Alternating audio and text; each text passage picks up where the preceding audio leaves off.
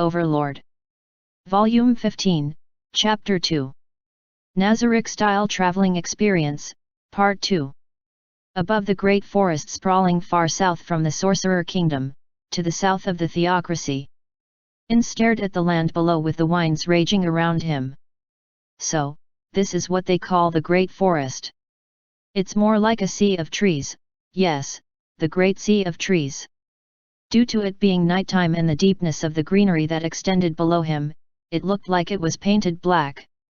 When the winds brushed the canopy, waves rippled out just like the sea. He felt like this was the land most suitable to be called the Great Sea of Trees. In fact, this forest was larger than the Great Forest of Tob and the Azur-Lysia mountain range put together. It might even be larger than the entire kingdom. This is the Great Sea of Trees from now as far as the Sorcerer Kingdom is concerned. This outrageously large forest had no landmarks to speak of as far as he could see.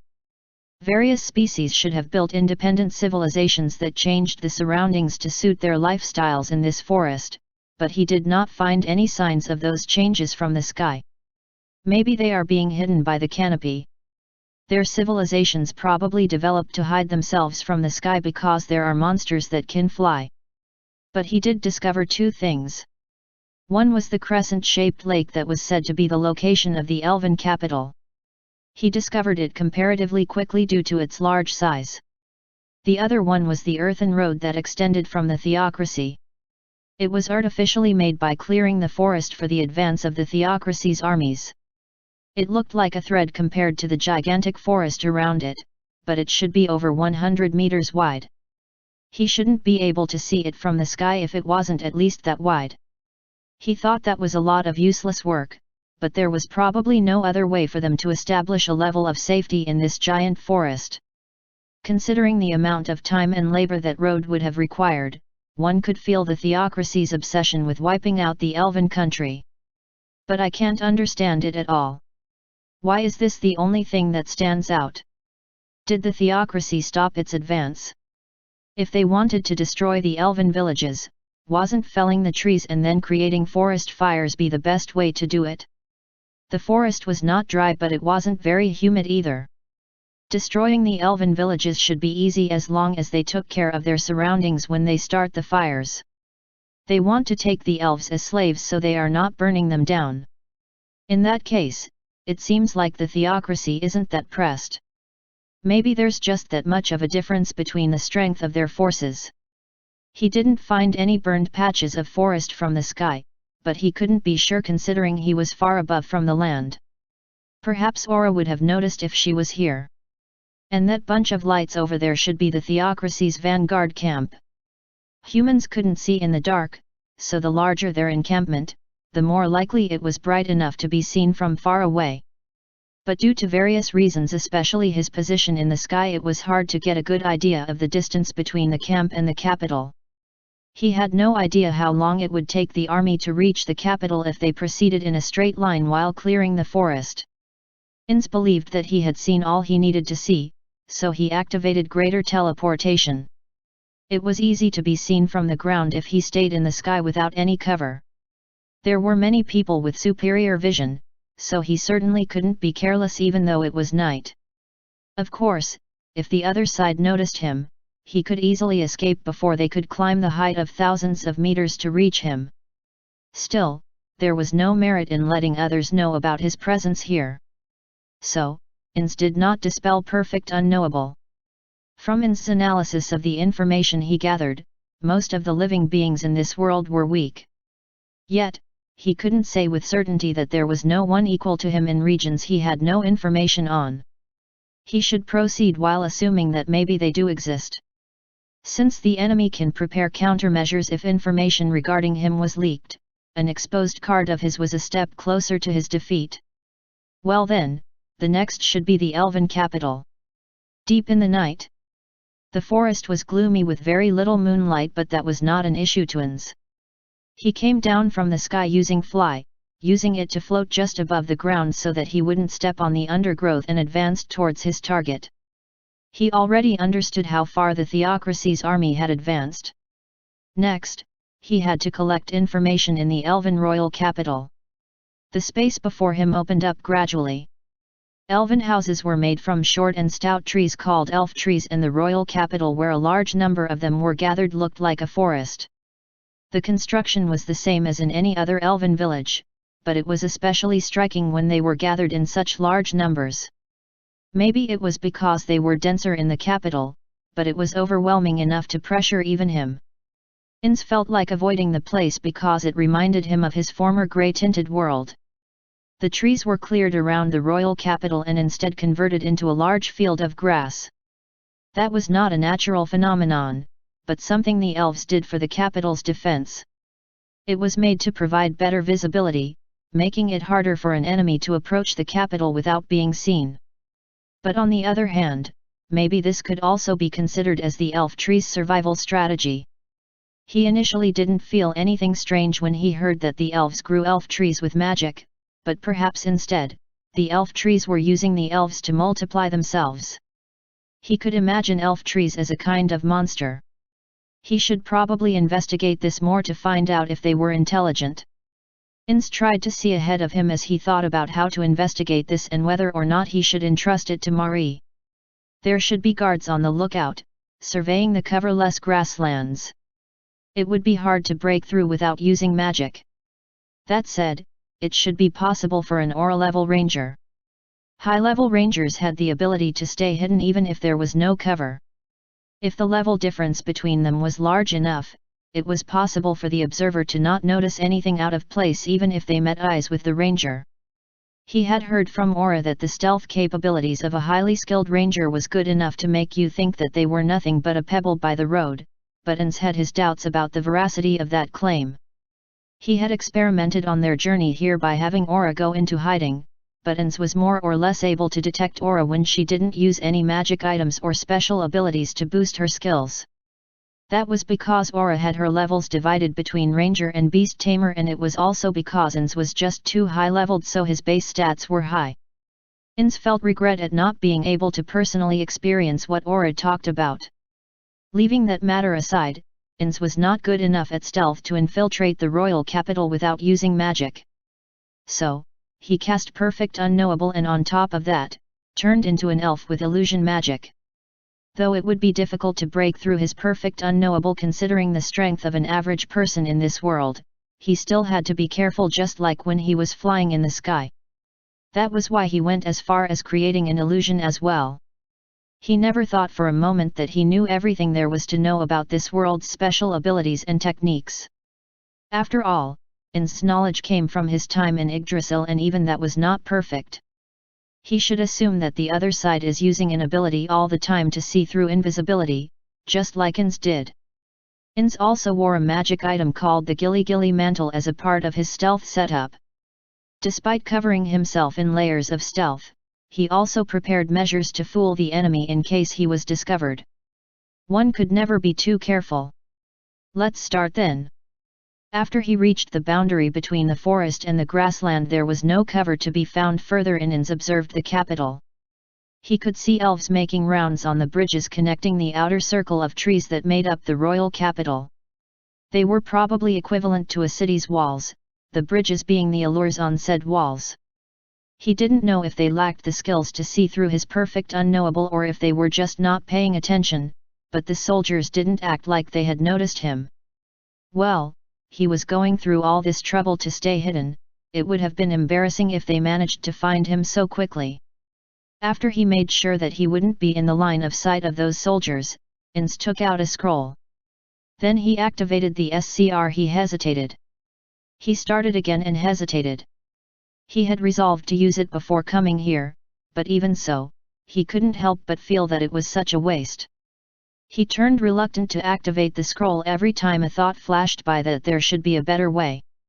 He wouldn't have hesitated if he was in a battle with his life on the line, but the fact that he wasn't in such a desperate situation was the root cause of his hesitation. After a while, Ins succeeded in clearing his head and finally activated the scroll. He would have hesitated again if he thought about anything at all. The activated spell was God's Eye. A 9th tier spell that created an intangible and invisible eye. This was probably the first time he used this since that time with the lizardman. Its range was far greater than remote viewing, and it could also pass through obstacles like walls. While this spell was excellent for spying, you couldn't say that it was the absolute best there was. Though it was invisible, it could easily be detected by second-tier detection spells. Plus, even though it was intangible, if it was destroyed in an attack, the caster would receive damage as feedback. Since this was also considered divination, the opponent could find his location through anti-divination measures, or an attack could come flying over if it triggered any automated defenses. The fact that this eye itself didn't have any HP and it wouldn't use its level or defenses was the main issue. Even so, as it was far better than going over there and directly observing, it was valuable at times. It flew at a constant speed, but so slow that Ans felt a bit impatient and finally reached the city walls. 3 elf guards equipped with bows were patrolling as a team, but no one noticed the approaching god's eye. Seems like there's no one with anti-invisibility skills here, but I can't be sure that there's no one among the elves who have classes with such abilities. There was no reason for them to overlook the eye if they noticed it, so he should be correct. However, he shouldn't be careless because it was their first intel gathering mission in a previously unknown place. Ins's god's eye passed under the walkways and entered the capital. He immediately brought the eye back after it just entered the city, and then moved it in front of the 3 guards from before. It appeared that they were talking about something, but they still hadn't noticed the eye. Phew, it's all good. Ins breathed a sigh of relief. Just like Nazarick, guild bases had traps that activated the moment they were invaded, weakening or nullifying certain types of magic. They could break invisibility, reduce the strength of the holy element, and the likes. Ins checked whether the elven city had any such traps in place. He would have to check again at the important-looking locations within the city, but it seemed like the ordinary parts of it weren't problematic. He didn't want to spend too much time maintaining perfect unknowable. Considering the amount of mana he would be left with after this, he really didn't have much leeway. Ins gradually made the eye move into the deeper parts of the city. He wanted to find the elves that resided in trees that corresponded to shops. If he thought of it as a usual town, the shops should be clustered together in a convenient place to reach. Considering that they also had to keep inventory on hand, it wouldn't be strange if they were located in the larger trees. After a while, Ins groaned silently. I can't find them. This city, made out of thousands of trees, was nothing but a forest to the human eye. He couldn't find anything like a signboard because it was night and there were no nameplates on the trees either. It was just rows and rows of trees without any individual characteristics that he could see. He couldn't be sure that the tree he was looking at wasn't the same tree he saw just before. If this was a human city, there would be a thoroughfare with shops arrayed on both sides. They could also be clustered around the main square. He couldn't find any such places here at a glance. With his experience till now becoming useless, he had no choice but to search by intuition. This was a city that was not at all welcoming to a traveler. It was hard, no, it was impossible to find his target amidst this. That said, it was not like he needed to complete everything today. They shouldn't be hasty, but instead, take it slow and safe. Even so, Ins continued his search for a while after that. He had already activated God's Eye, so he might as well use it until it ran its duration time. But Ins could only sigh after his long search. It's no use doing the same thing again when the residents are sleeping. He shouldn't do things without a plan. Even though it would be riskier, he should return to search in the morning. He would probably get a clue by observing the way people moved around. Ins wasn't sure how long it would take to accomplish his goal if he didn't do that. Ins selected a random place and sent God's Eye in. Elves use the walkways between the trees to move around the entrances of their homes, which would correspond to the first or second floor of a human house. So, he decided to infiltrate from the first floor. It was the same principle as a thief looking through drawers. Starting from the second floor would make for terrible pathing. After God's Eye passed through the wall, it flew up until it found elves sleeping on the third floor. He found a father, mother, and 2 boys sleeping there. It seemed like this house belonged to a family. I already heard about this, but how primitive. The four of them were sleeping soundly on a large amount of leaves collected in what was supposedly a bedroom. Human villages also used dried grass in place of a mattress, so maybe this was similar to that. According to the elves in Nazarick, this was what a normal elven bedroom looked like. Although it took a lot of work to collect a large amount of leaves, they could be used for a long time without any issues. When he asked them about being bitten by insects, they replied that a spell was cast on the leaves to prevent that. The children, the two boys, were pleasantly sleeping with slow, calm breaths. Sleep? Hey, how did it used to feel like? A long time had passed since he gained this body. This body's lack of the three basic needs and its insensitivity to pain was probably the reason he managed to not collapse till now, but he still felt some regret about it. When he sees such pleasant sleeping faces, he feels nostalgic and a bit envious. Even more so when he sees tasty food. Good grief! Ins shrugged and activated greater teleportation, arriving in front of a large curtain made of vines. It was not weird to see such veils made of vines in the forest, but if one looked at this curtain closely, they would find that it was skillfully hiding a small cottage behind it. This had been their party's temporary base for these past few days, a green secret house created by a magic item. Fenrir, who was sitting beside the green secret house, slowly stood up to sniff its surroundings, letting out a growl while looking glaring in In's direction. But his line of sight was a bit off. Just like Aura back then, even Fenrir couldn't completely sense someone being hidden by perfect unknowable. Rather, it should be praised for the fact that it even managed to sense Ins while perfect unknowable was active. Ins cancelled the spell. Now that it could see Ins, Fenrir bowed its head with a look of remorse on its face. Although it couldn't talk, Fenrir was rather intelligent.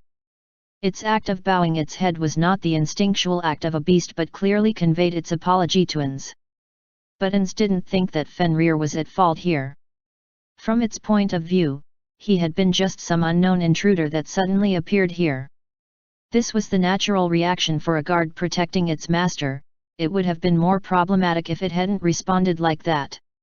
He had only brought this Fenrir with them instead of the usual Hanzos this time. Although Ins said that he would take a lot of high-level underlings with him, he did not stay true to his words due to certain reasons. In the present situation, where he couldn't predict how his plan to obtain friends for the twins would work out, he didn't want to expose information to others if possible. And the other reason? He stopped allowing the Guardians to head out alone after Shalter's brainwashing incident. But what was the result? Even though Nazarick started being more active since then, the enemy didn't appear again. The only one who fell for the bait was a platinum-armored man named Riku Agnesia Winans, who was actually Pandora's actor, appeared alone. It was like the enemy who brainwashed Shaltir didn't exist at all. That was why. Since he managed to fish out Riku when there were no Hanzos around, maybe the enemy had a way to detect the presence of the Hanzos. Perhaps it was some ability of a world-class item. Or perhaps with some kind of talent. Therefore, he was performing a dangerous experiment by not bringing the Hanzos along. He informed Albedo of this reason, but even Ins could see that there were a lot of faults in his reasoning. She was persuaded by his spiel, smiling all the while, which made him doubt if she was really persuaded. Maybe he would get a talking to after he returns. Good work. Ins left Fenrir with a curt greeting, feeling a little somber. He then put his hand on the green secret house's door so camouflaged that one couldn't find it without knowing that it was there beforehand, and pushed a little. The door didn't move. Unfortunately, as this magic item did not have a keyhole, though it could be forcibly opened by something like Epignoi, one had to request someone inside to open it once it was locked. Ins used the door knocker. One could look out from the green secret house by making the door translucent from the inside. After a few moments, he heard the door being unlocked. And then it opened. Welcome home. Well come, home. The one who replied energetically was Aura.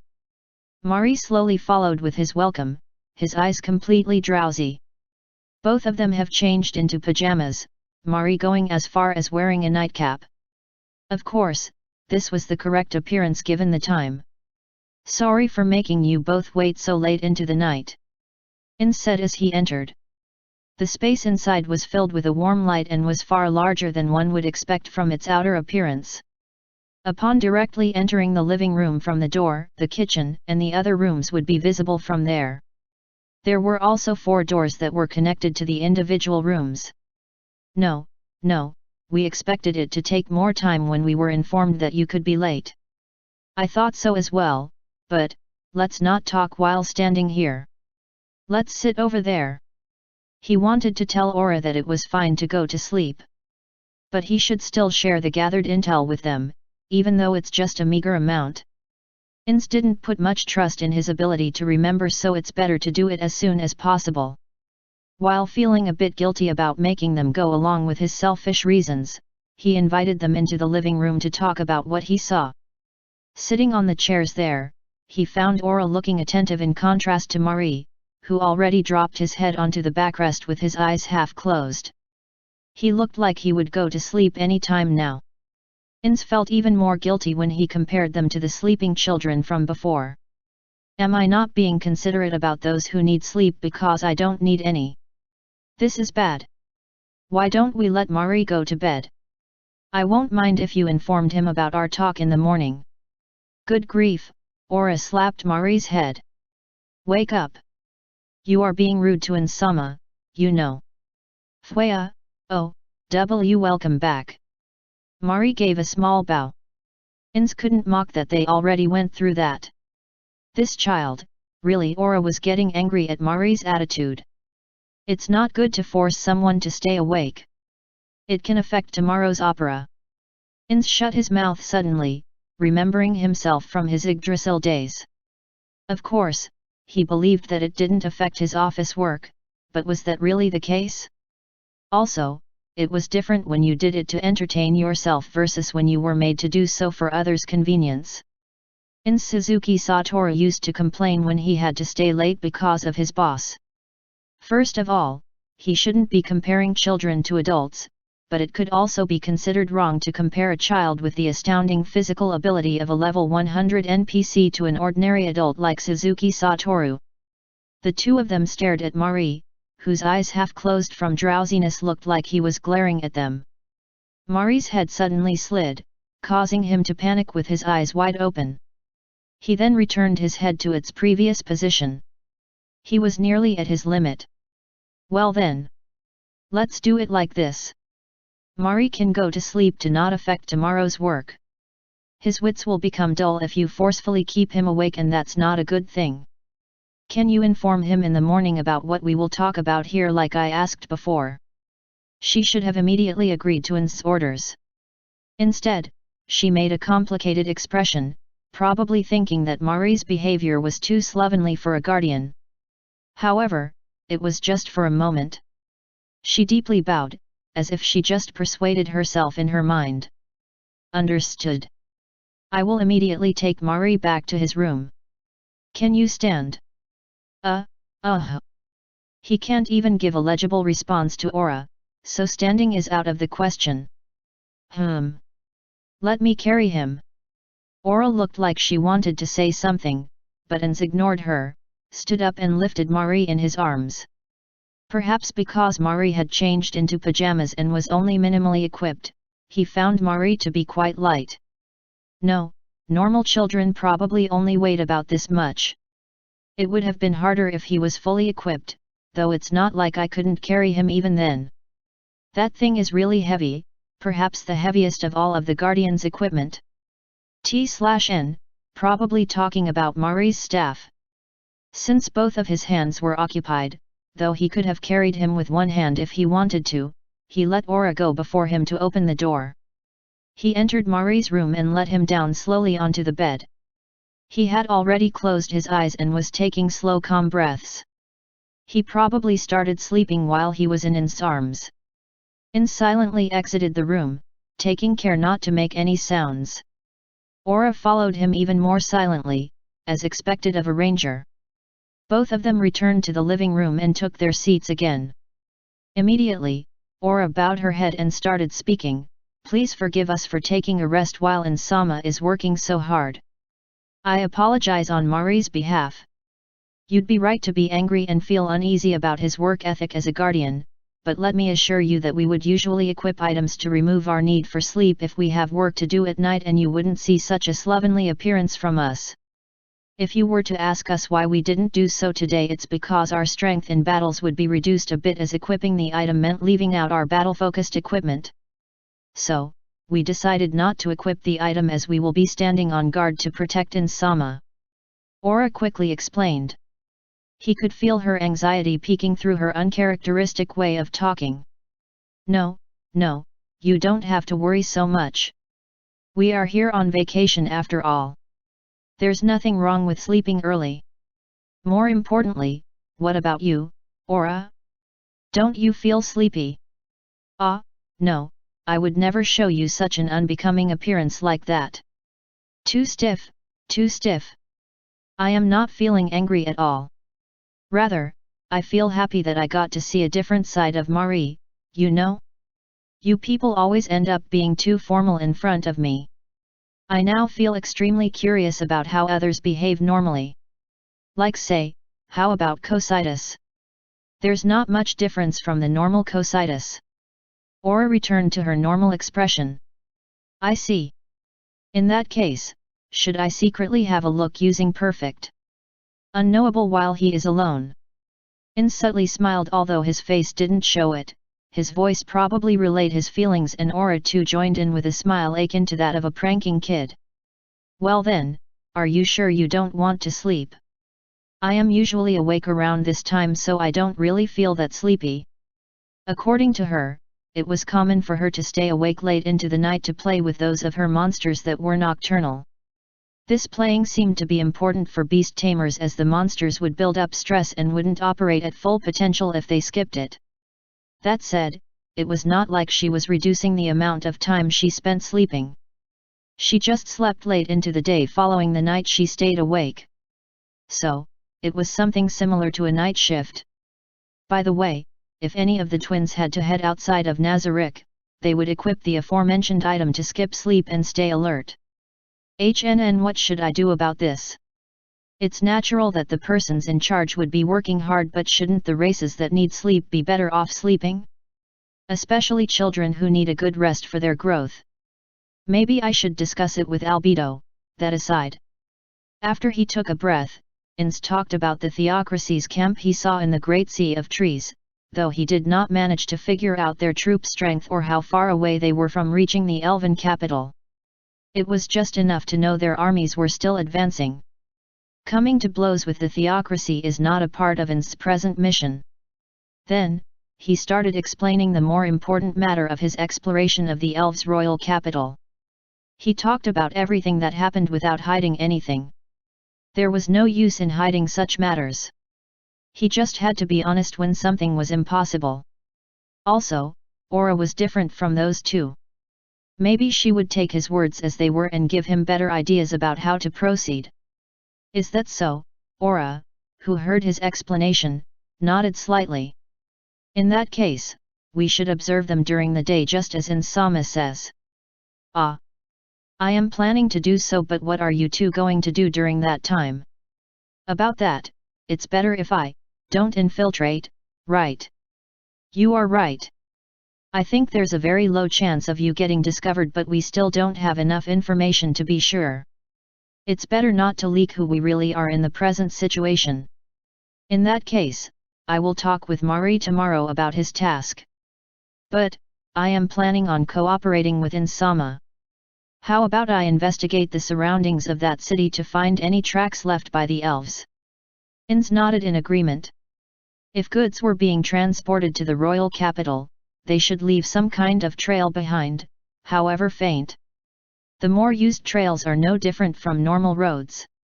If they managed to find them, they could also expect to find places frequented by the elves like the elven settlements at the other end of the road.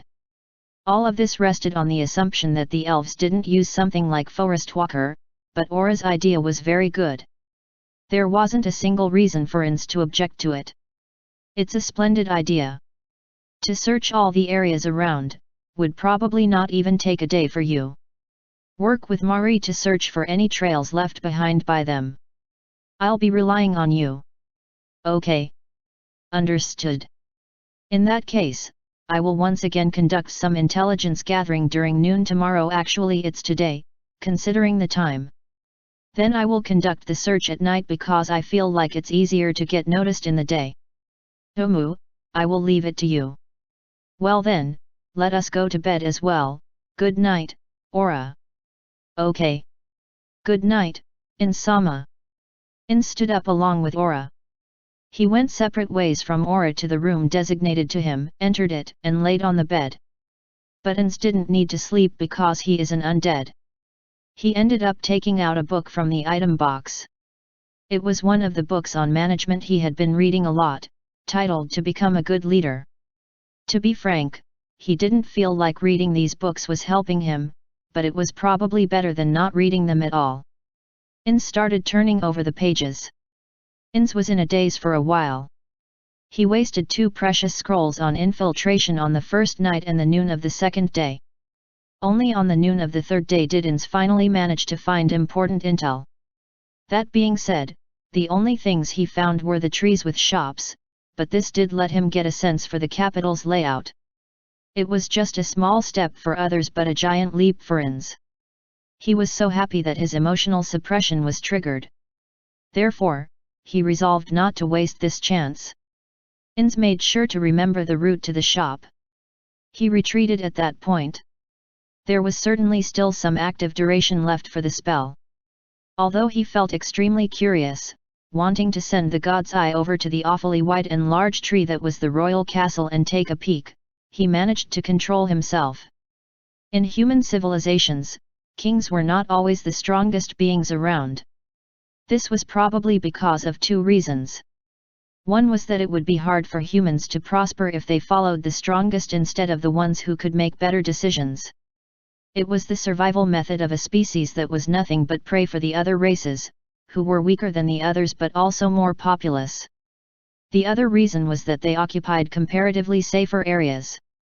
That was what was special about the kingdom, the empire, and the Holy Kingdom.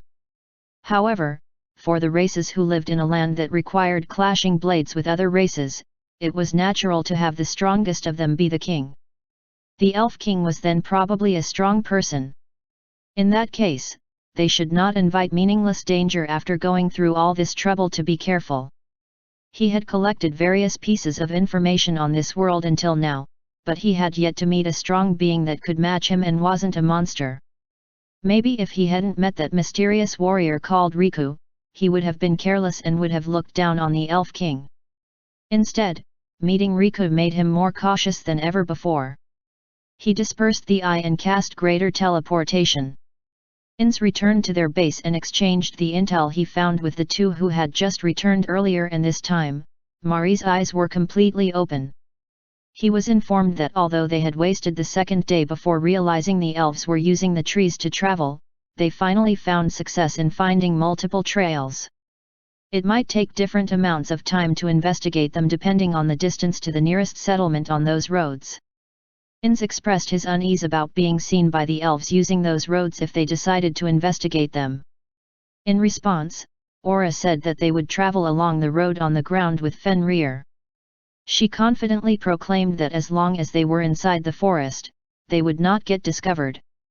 She was so sure of her opinion that it made Ins think his worries were unfounded. Even so, Ins did not give his go-ahead for the moment. Instead, he requested them to wait for a while longer. He would likely be getting his hands on some good intel today.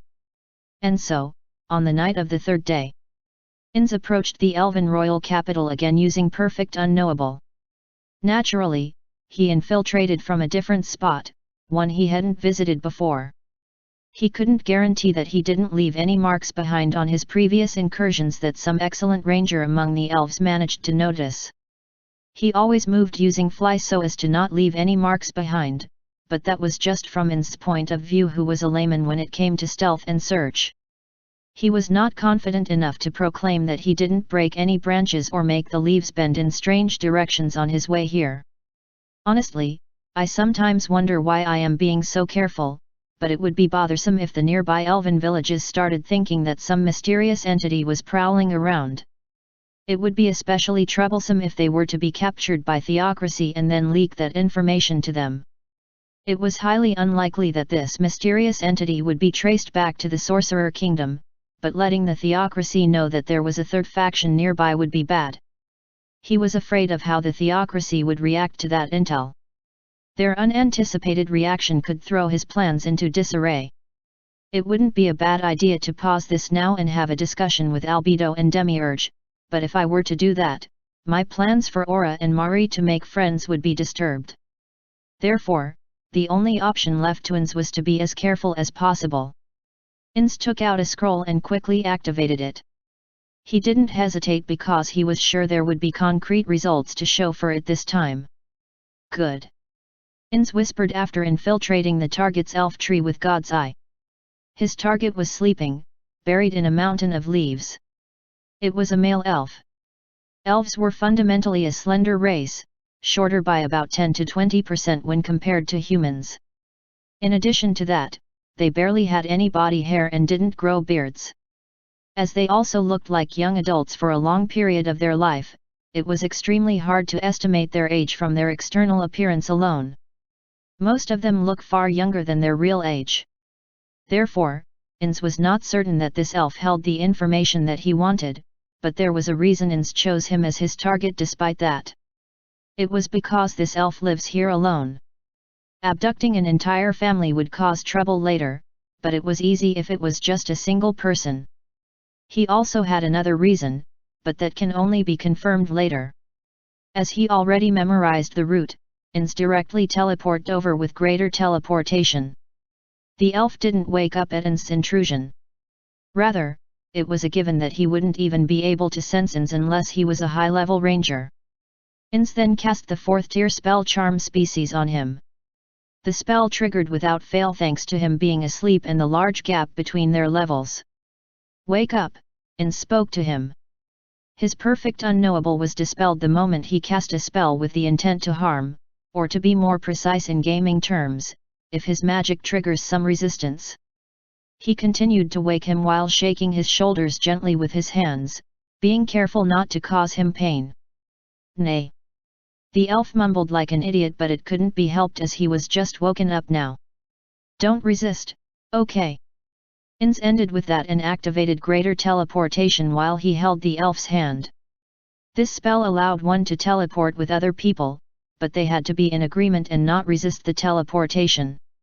It worked here because the charmed status was considered as agreement. The dominated status should also work in the same way, but he didn't use this harder to resist and higher tier option because he was on guard against certain things. This kidnapping was perfect in execution. You could even call him a first-class criminal. Good. Just like I planned. Of course, he would be happy because his plan was going so smoothly.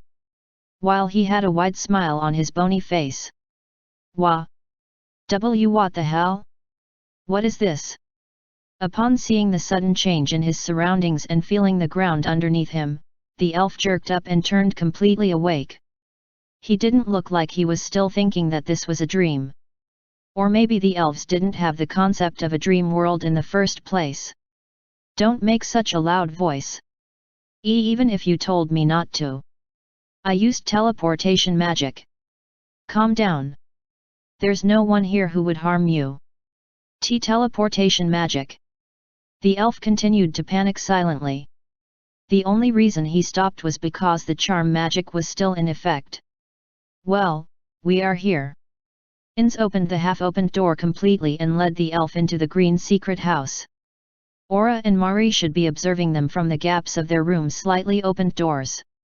He also thought about letting the captive see them, who were dark elves, in hopes that it would make him speak more freely. But considering the troubles that this might end up causing in the future, he decided not to.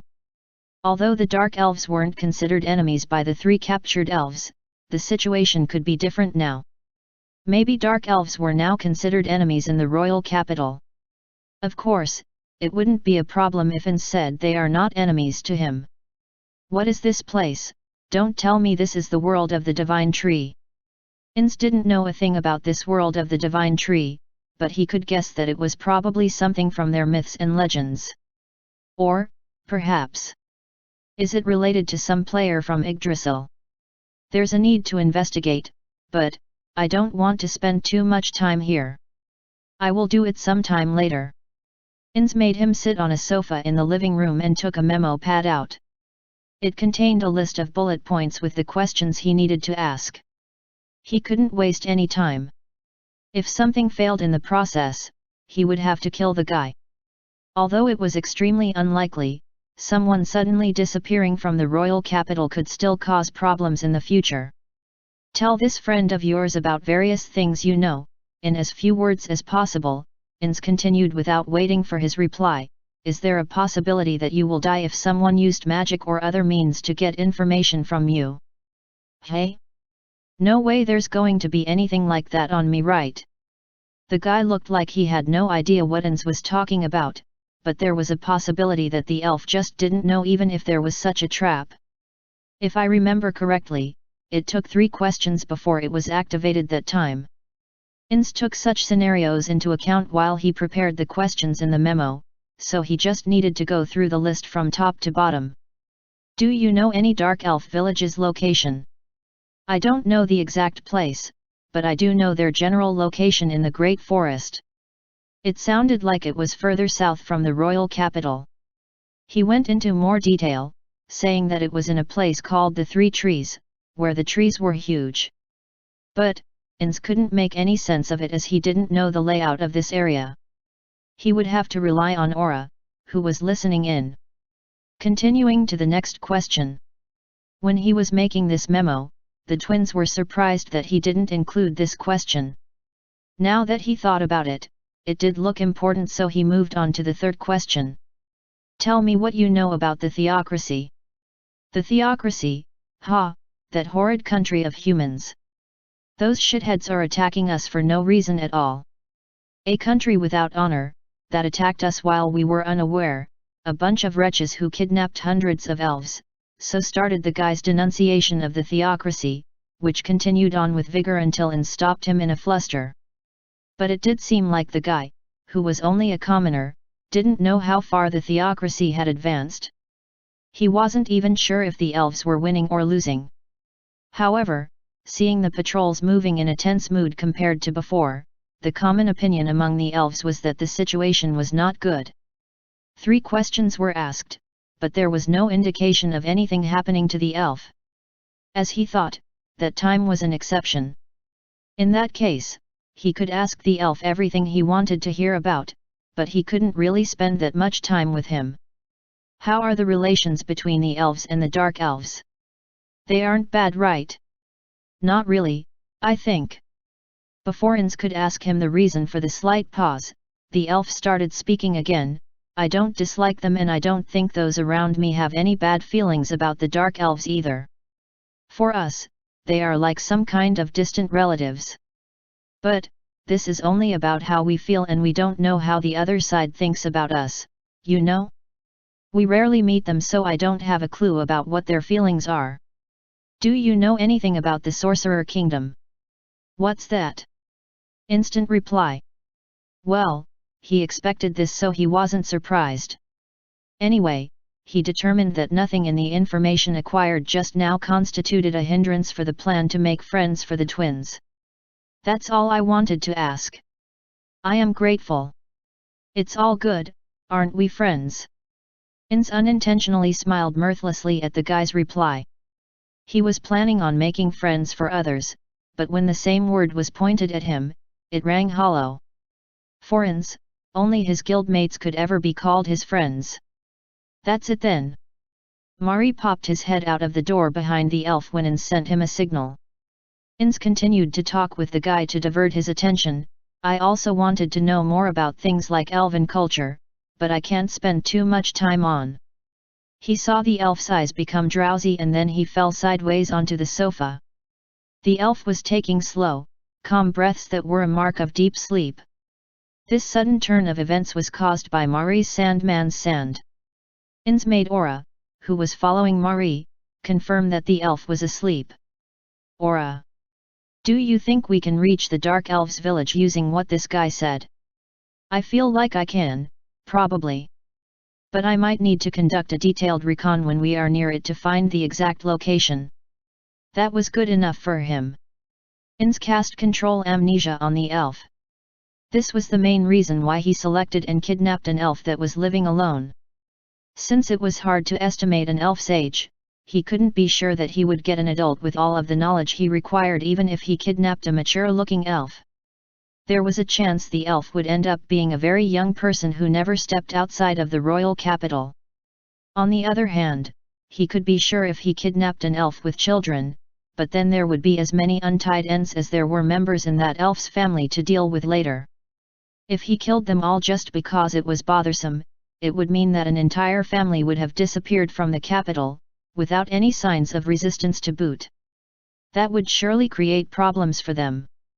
He probably couldn't make it look like they had escaped away during the night due to debt or something. And there was no way his mana could last long enough to cast control amnesia on a whole family like he was doing now. Therefore, he selected a male elf who lived alone. Ins removed the elf's memories in a single move. Fine manipulation of memories, making sure that the details stayed consistent, was difficult. However, removing them in batches without caring much for the details was not that hard at all. Plus, the memories he needed to erase didn't span across that much time. This was the reason why he tried to take as little time as possible for his questions. If he didn't need to erase the elf's memories with control amnesia, Ins would have spent as much time as possible, maybe even until the charm ended or even longer, by recasting charm species to question him. Since he controlled the number of questions and was done with the questioning in a short time, he easily managed to delete the memories up till the moment he went to sleep. No, he even ended up erasing a bit more, to the time just before the elf went to bed. This was caused by him wiping a bunch of memories at once, but his MP probably wouldn't have lasted otherwise. Speaking in hindsight, his remaining MP actually looked like it would have held, but hindsight was hindsight. He couldn't do anything about it now, so even if the elf had some doubts, he just had to hope that the elf would reason it out by himself. His MP was low, but because they managed to complete the task without an issue by preparing meticulously, he was left with enough to complete the remaining tasks. I'm leaving then. Aura and Marie, can you lend me a hand just like we planned? Okay. Leave it to me. Ah, why yes. I will do my best. Aura and Marie held the elf's limbs, swinging him while they carried him with Ins at their lead. Considering their strength, one would have been enough to carry the elf, but if he was hit by something and it was considered as damage, he may wake up. Then Ins would have to cast control amnesia again, and he was not sure that his remaining MP was enough for that. Of course. I made a different plan for that scenario, so it shouldn't be a problem. Ins first exited the green secret house by himself and activated Perfect Unknowable. He opened a gate after that. Naturally, on the other side of the gate was this elf's house. Ins first entered the gate alone and entered the elf's bedroom. He immediately started looking around while trying to listen for any sounds. Phew! It's safe. It seemed like there was no one around to be alarmed by the sudden gate. For a moment Ins continued to listen carefully, observing the situation. Looks like there's no problem. A ranger on Aura's level could stay silent without letting Ins hear anything, but it was not like even someone like Aura was doing it at all times. It would be like some farce out of a dark comedy if a veteran ranger existed who, in this short time, managed to notice something was wrong in this house and laid in wait expecting something to occur again.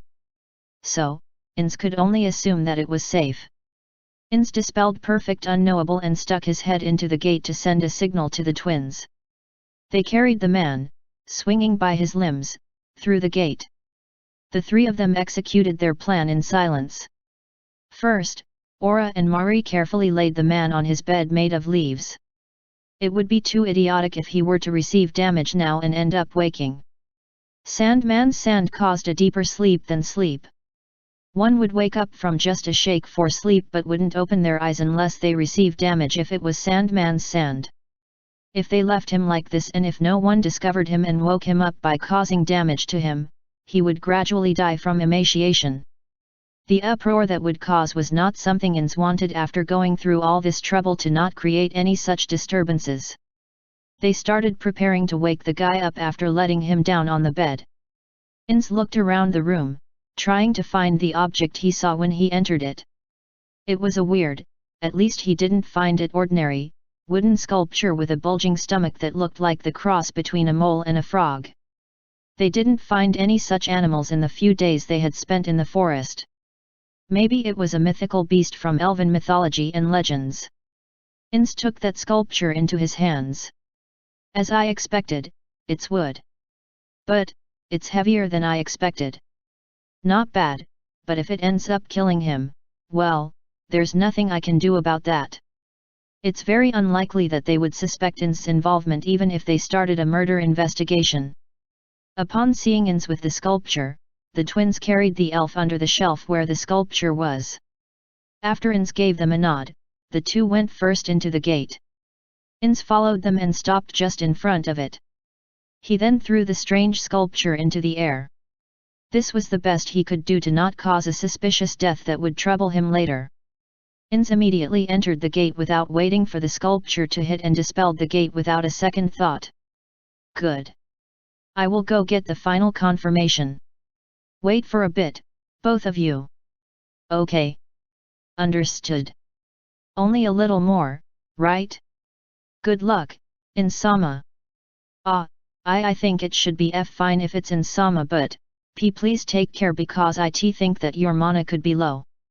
Receiving the twins' encouragement, Ins recast Perfect Unknowable and used greater teleportation to appear in the elf's room again. Shit. That's painful. Why the hell would it fall on its own? First of all, why am I sleeping in such a place? Did I drink? I feel like I didn't. Shit, that's painful. Ins looked at the wide-awake elf, who was taking his rage out on the shelf. He smiled at the elf, who was becoming more and more tearful from the pain. Nicely done. A perfect crime. The elf didn't look like he was acting and he also didn't seem to suspect anything. No, it looked like he did have suspicions about the sculpture falling on him, but he probably didn't think that some strange person came into his room and threw it on him. Wait a minute. Ins stopped before he could activate greater teleportation as he heard the suspicion in the elf's voice. Did he notice something? Maybe not pinned on us, but still that there's an intruder? Was there some kind of monitoring equipment magic item here because it's a shop? I didn't find any though. Is Tsungaga-sama trying to tell me something? Tsungaga-sama. I don't remember any such monsters in Yggdrasil. Tsungaga-sama. Tsungaga-sama. Please speak if there's anything I should know. The elf kneeled on the floor, his head to the ground and the sculpture in his hands held high. That was the model pose of devotion a highly religious person would take. So it's just the native religion? That aside, why does this guy talk to himself so much? Is he intentionally doing this because he thinks that there's someone around? Or is he just simply praying to this god called Tsungaga? The elf seemed to be a different person from the one they kidnapped and used. Ins hesitated for a moment about whether or not he should kidnap the elf again and kill him, but he ended up deciding not to. For now, it was more likely that he was just praying, but it was still better to be on guard. Ins wanted to leave something behind to monitor him if possible, but that would be difficult even for Ins. There was no convenient spell for that. The most he could do was to use magic to check in at times. Ins clicked his tongue although he didn't have one and returned to Green Secret House using greater teleportation. The twins, who were waiting for him, smiled when Ins dispelled Perfect Unknowable and gave him a thumbs up. Honestly, he was a bit uneasy about the elf's behavior at the end, but since they couldn't do anything about it, he chose not to tell the twins in case they turn uneasy. Okay, everyone. Thank you for your cooperation with everything so far. With that, today's work is done. The twins looked puzzled at An's exaggerated action, but immediately smiled again. As it is getting late, please turn in early so that you won't feel exhausted tomorrow. The twins replied with an energetic okay. With that, although the day has already changed, I will now decide the time we should be waking up at. Yes, I don't mind you waking up whenever you want, but don't go sleeping until noon now, you hear? Right-o. If you wake up by 9 o'clock, I will bring you our breakfast from Nazarick. They answered with a loud okay. While Aura slightly poked Mari with her elbow, it didn't look like she was bullying him. Okay, with that, thanks for the hard work everyone. Upon hearing An's words, the two of them also followed with, thanks for your hard work. Well then, that's all folks. End of part 2.